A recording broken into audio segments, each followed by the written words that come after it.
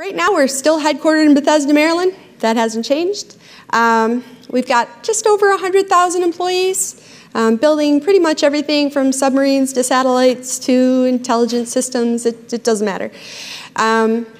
We've got 5 lines of business. Each one in their own right could probably be a company. So we've got aeronautics, missiles and fire control, what we call RMS, which is rotary mission systems. It's really the integration of the Sikorsky helicopter and our surface ship stuff. I don't totally get the link there, but that's what we have. Space, and then we've got internal EBS.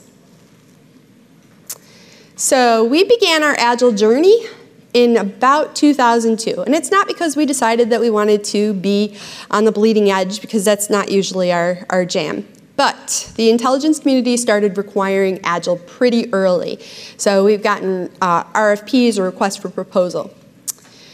We began our DevOps journey in 2012, and I remember the day that I came back and I presented at our Systems Engineering and Architecture internal conference, and I said, we need to go to DevOps. And they were like, what is that, and why would we need to do that, Robin?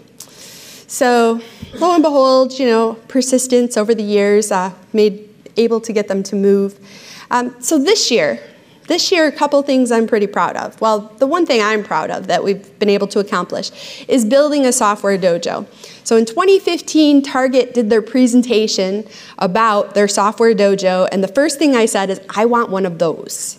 And it only took me 3-4 more years to get it. Right? But on October 24th, which is tomorrow, it will be officially done. So I'm pretty excited about that. And then what I was going to tell you is we've had a lot of impact this year, and the reason for the impact really came about from something we call the DoD Science Board Report.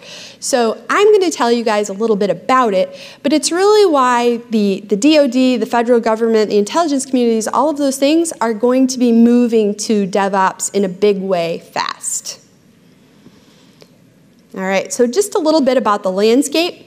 Here you can see we've got, you know, our defense strategy and, you know, the key members in that defense strategy and how they put together what we're going to build. What does the nation need? They've hired somebody called Jeff Bowling. He came out of Carnegie Mellon, or SEI. And he's going to lead software for the DoD. Now the reason is because one of the highest risk areas, or the highest risk area for the DoD and cost overruns, happens to live in software, right? So this year they were like, we have got to get a handle on it.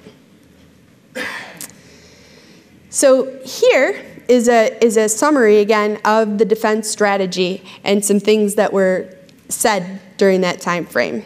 I'm not going to read it to you because I think you guys can read it, but I do highly recommend that you go out here and get these reports.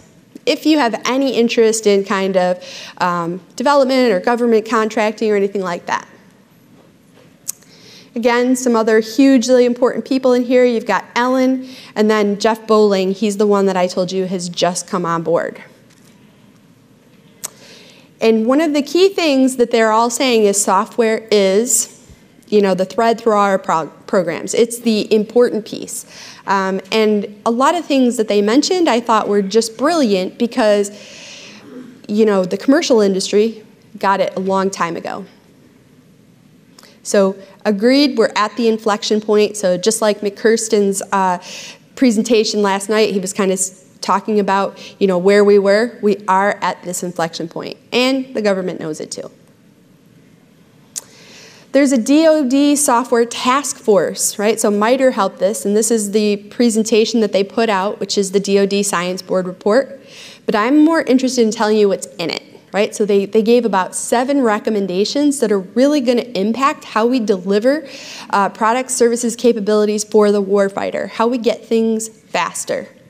One of the also interesting things, if you guys do pick up this report, is they actually put a picture of the F-35 in there, and they pointed to it with an arrow to say this would be a good one to transition. So I think they thought we didn't get the hint before, and they thought if they put it in pictures, we would be all over it. I'm just saying. All right, so what did they say? What is this magic? And some of these, actually many of these, I am sure that you guys already knew were important. All right, you're already doing. One, they interviewed a variety of companies in Silicon Valley, and one of the things that they kind of found out over and over again is programs, projects, value streams, whatever, that are successful have a software factory, right? So people, process, and tools to be able to deliver business outcomes. Cool. Continuous iterative development, right? Before we were doing, our traditional waterfall, do all the requirements. Here they're saying, you know what? They're not calling it agile, but they want continuous iterative development so that they've got transparency. Terrific. My favorite, risk reduction for new metrics. We'll go into detail in each of these in just a few minutes, but one of the things after this one, I asked my boss if I could get a t-shirt that had the word SLOC in it and a circle and an X in it, because we've been measuring SLOC for as long as I can remember. I've been telling them it's a bad idea for as long as I can remember, and I'm really excited that they were like, yeah, wrong metric. Great vanity metric, that's about it. They made the point to say it's not just new programs they want to transition. They said any program, current, legacy, in development, production, or sustainment, they want us to transition. All right? Investing in our workforce. Right now, there is an actual shortage of software engineers, at least in our space, and I believe for every space, but it's really noticeable in the government space because a lot of them need to be cleared as well. So finding a top secret cleared software engineer with a background that has, DevOps and Agile skills is like finding a unicorn. Like, we are just very short. They also mentioned that software was immortal. Again, I work at Lockheed, and I can tell you for the last 25 years I've been hearing, it's just software, right? Because we really believe in the hardware. So afterwards, I had to send a note out to all of our leadership to say, actually, you know what? I heard that hardware is nothing more than a mechanism to deliver software. Making friends and influencing people. All right. And then we said we should be moving to IV&V, use machine learning for IV&V. So IV&V for us is integration, verification, and validation. So how are we going to do this? Oh, the other thing I didn't tell you is this report came out in February of 2018. In August of 2018, this report was actually, well, the report itself wasn't, but there was actually legislation passed that said all government folks that are working with government dollars have to transition within the next 18 months to leverage the recommendations in the DoD Science Board report or explain why not, which will be quite a challenge. So apparently we didn't move fast enough, so they passed legislation. All right, so what are we doing? Well, been working on this software factory for a long time. And actually we have multiple, and they're in different business areas. And so one of the things that we're working on is trying to standardize that, but really standardize it at the data layer. So as much as everybody wants to say, we're going to use the same tools across the entire platform, by the time I switch any set of groups to a specific tool, I guarantee that the next tool will be out, right? So I really want to make sure that we leverage standardizing at the data layer and integrating those tools because I think we're at a place where we have to assume that by next year there'll be something amazing that I haven't even heard of or thought of yet. And also, we've been able to take that software factory, like I said, and put it in the software dojo. So maybe next year I'll be able to tell you about results. I'm really hoping so. Here's the example. This is just one example, one instantiation. There's many. I did put tools in here. I wouldn't want to get into a tools war because actually I'm not that concerned about any given one. It's really that layer that lets me integrate them together that's my, my biggest push, right?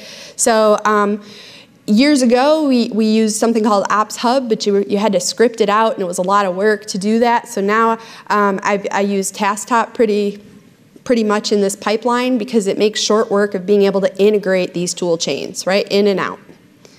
But anything that would allow us to do this type of activity.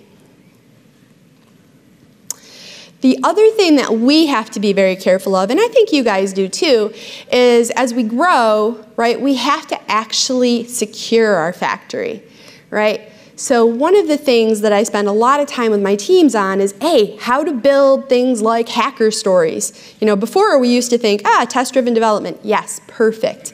Now I need to do security-driven development as well, right? So it can't just be, oh, I compile, it's got to be, oh, how would this be exploited? How can it be exploited?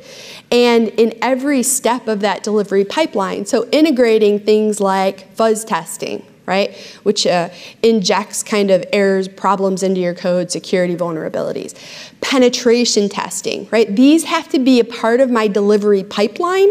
Otherwise, I can't actually deliver the right software factory to the government space, because most things that we build require a lot of security.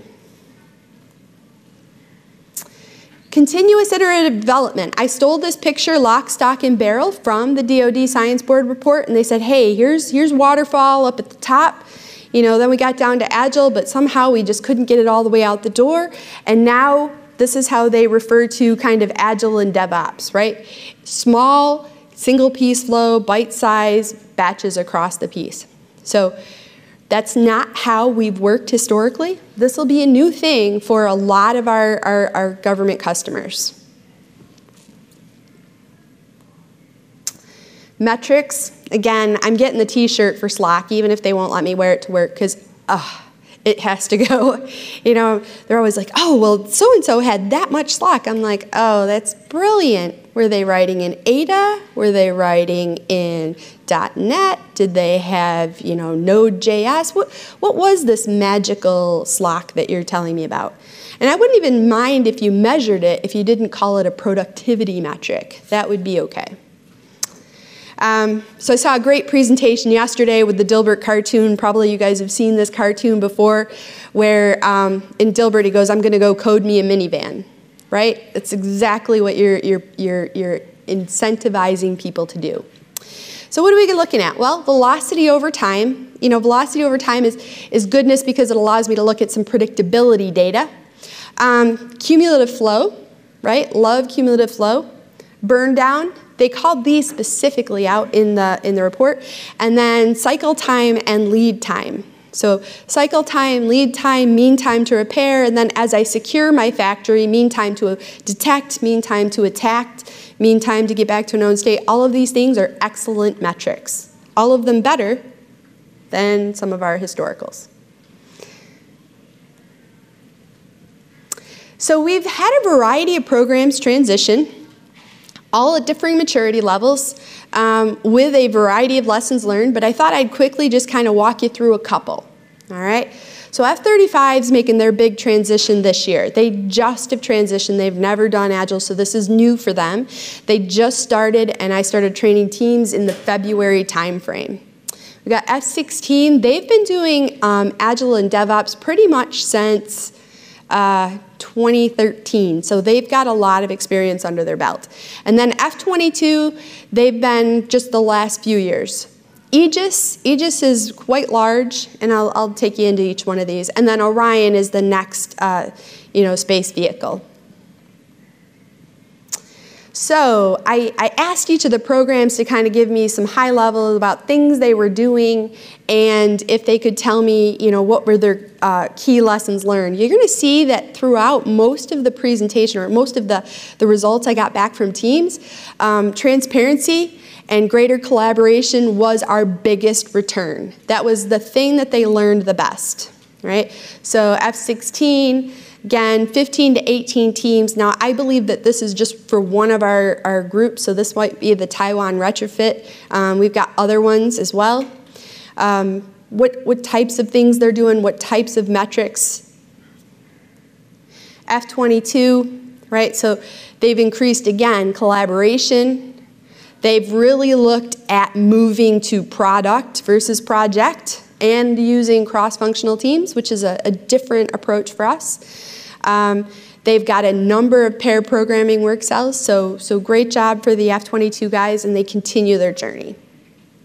F-35, right? So moving to cross-functional teams. Now, I kid you not, this is a big thing for us to teach, because I can go to any number of programs and they'll introduce me to their cross-functional software team and their cross-functional systems engineering team and their cross-functional test team and their cross-functional deploy.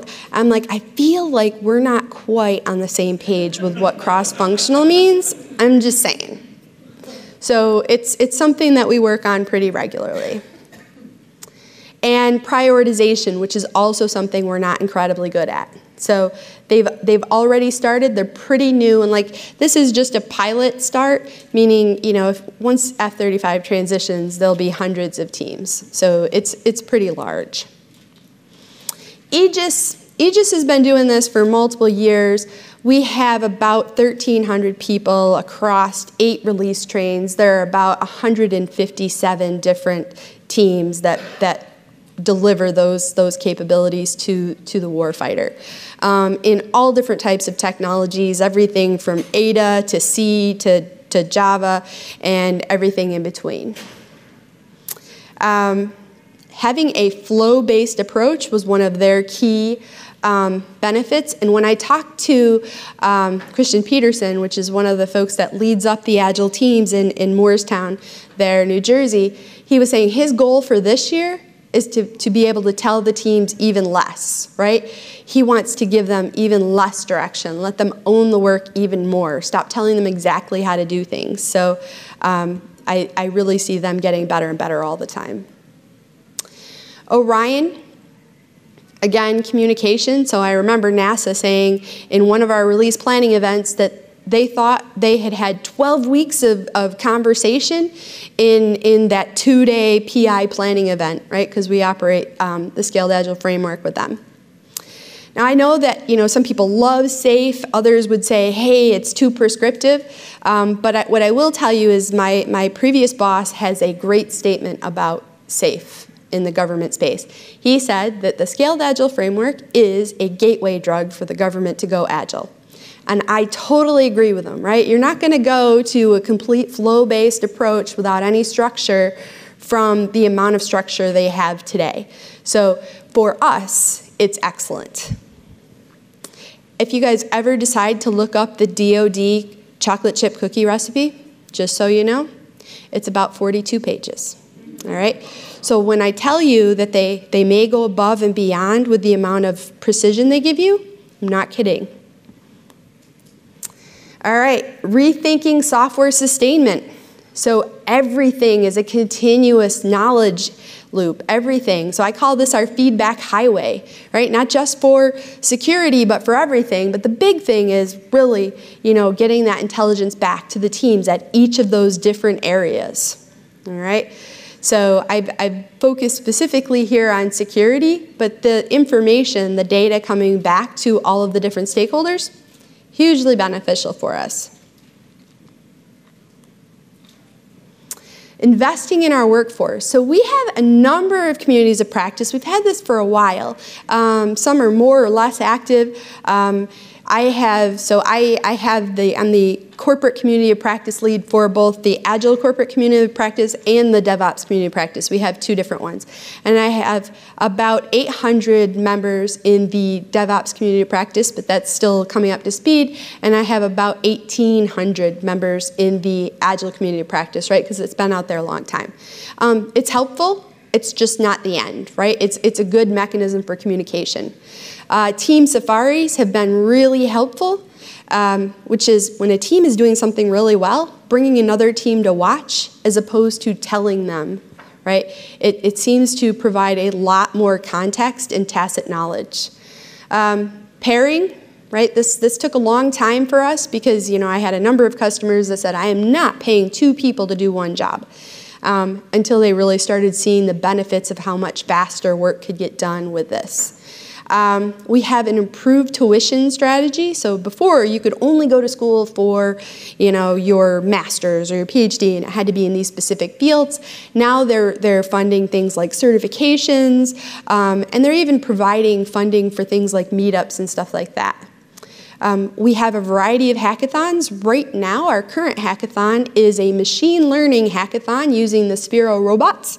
And so we're using the robot framework, and we have different teams at 8 different sites across Lockheed Martin, and then Shark Tanks. Right? So we're doing a lot to invest in the workforce, but it's, again, we've got a lot more to go.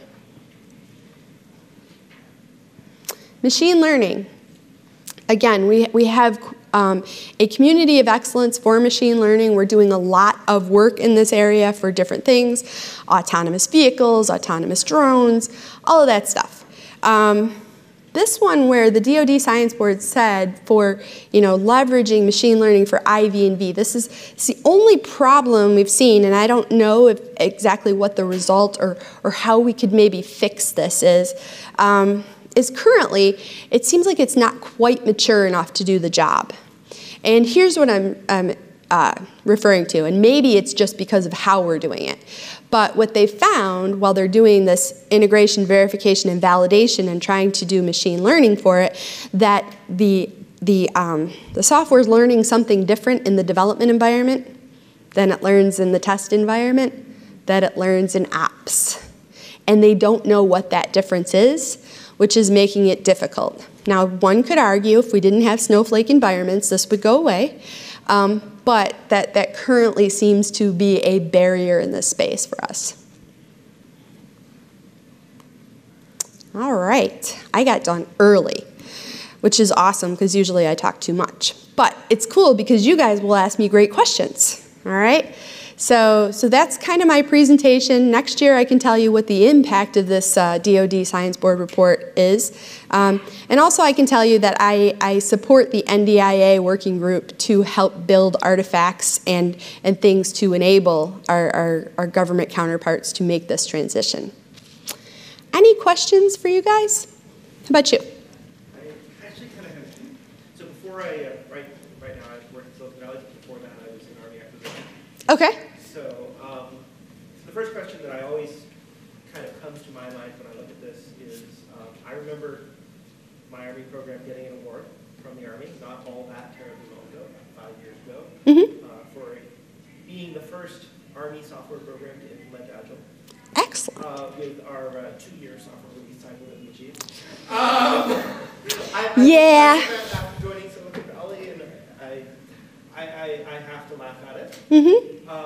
But really, what we got the award for, when I look back on it, we weren't really getting the award. Well, yes, we did get the award for reducing the software release time back in 2 years, but really we got the award for changing our contracting strategy to support it. And I guess when you look at trying to go as far agile as this DoD Science Board is trying to say, like, my first instinct just says, do you actually get the sense that as a contractor, right, I often felt that the way my contract was written did not actually reflect what the government seemed to expect me to do when it came to implementing Agile.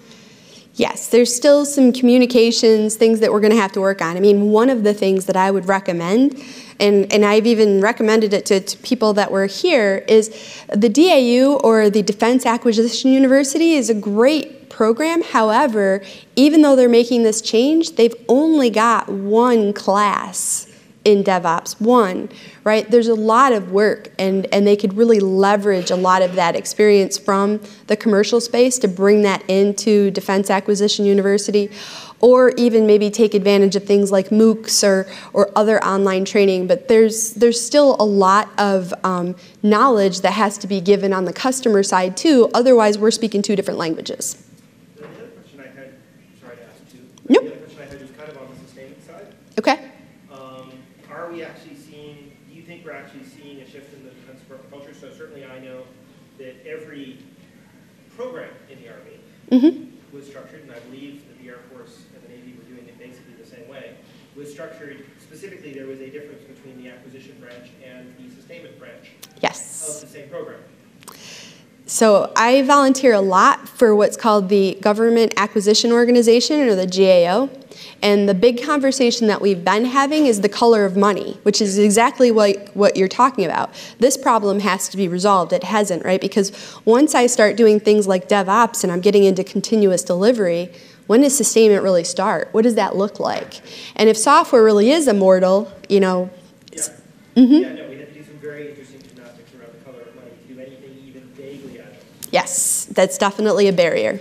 Yep. Now, if I may, I mean, you ought to look up the DSB report, because there were, I think, 7 areas that they were asked to look at, and those were the 2 questions you had were 2 of them. Yep, absolutely. Anybody else? Yep. So I lead a center of excellence within my organization, and we've done things like use success stories and kind of integrating ourselves like video crews and really selling and evangelizing. But you mentioned team safaris as well. Can you expand a bit more on that? Like, what's the structure and how do you implement that? So what I found is it's really hard to tell people what they're doing right or what they're doing wrong, right? Because everything they look at is with your lens. And actually, I got this from my friend Suzette Johnson. I didn't invent this, so I was like, oh, this sounds like a great idea, because I was explaining to her how difficult it was to kind of demonstrate.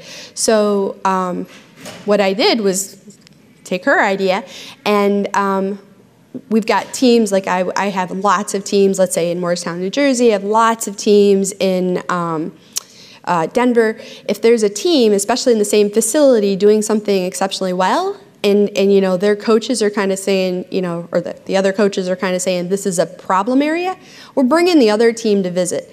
Just to say, you know what, to look at how this team runs a daily stand-up, or maybe sit in on an inspect and adapt workshop. The one most interesting thing I found is we're really good at picking out what somebody else is doing wrong. So it usually turns into quite a good two-way feedback, because they're like, well, I don't know why they're doing that. You guys are too, I'm just saying. But yeah, so basically we literally just go walk over and watch them. And then it also does something interesting too, which is they start talking to each other. You would think that would be a normal thing if we were all in one facility, but it's not. If you're on a different team in a different program, we almost think that you're, you know, in Jupiter. So it's provided a lot of benefit from there too. Anybody else? Yep. You showed different teams doing slightly different things. Can you talk about why that is so, and why you gave the freedom for those teams to choose as such? So I think that it's going to be really important, even though we want alignment, right, to ensure that teams can have freedom to implement what works for them. I come from a culture where we try to make one size fit all the time, and it's just not true. You know, it's a difference between working with my multimodal biometrics team that's got maybe 12 to 14 teams in 3 different locations versus working, let's say, with Aegis, where they're all, you know, either in Morristown or Syracuse. It's different. They have different problems. So the things that I want to standardize on are things like cadence and synchronization, maybe focusing on business outcomes or objectives and key results, and maybe some of the best practices like that. But other than that, I truly believe for each of your programs, you kind of have to build your own lightsaber. And so I think it's more important to let the teams own that work and do it the way they think would be best. You know, it would be like me telling another coach to operate this way. Well, you can't operate exactly how I operate. I'm different, right? So what works for me isn't going to work for everybody. Yep. Just to follow on from that, how would you, say you're dealing with some teams, and especially in government organisation, we've had people who've been there for years, and you come up against the people who say, look, we've done it this way, we don't want to change, and they're like the people who want to hold everyone else back. Mm-hmm. How do you manage them and get them on board with your dream so that everyone's pulling in the same direction? So I don't always make progress. Sometimes I totally have run into that. But on other cases, and this is maybe manipulation, I don't know. But anyway, I usually approach every team as, I know this won't work for you. I know that you're special and you're unique and your problem isn't like anybody else. Because that's how I know I'm at Lockheed, if that's what people tell me, right? So I start by that and I'm like, so if we really want to get people off your back, right? Because they think there's something to this. How about we just pilot it and you can show them how none of this works? I go to grins and giggles, just follow it verbatim. Let's see what we get, right? Which overcomes the barrier to no, it won't work because they can prove that it doesn't. Once that happens, once that initial barrier goes, you'd be amazed at how actually amazingly smart the folks we have on our teams are and how they can make it work. So once you take away, you know what, I know this can't work in this environment because you're special, all of that kind of argument seems to go away. That being said, I've still had teams that were just like, no. And that's fine, right? It's not about being DevOps or Agile or anything. It's about delivering better business outcomes. So however you get there is totally fine with me. All right, so my time is up. Hope that was helpful, and I really do appreciate you guys coming because like I said, there's some great speakers in this block. All right, thanks.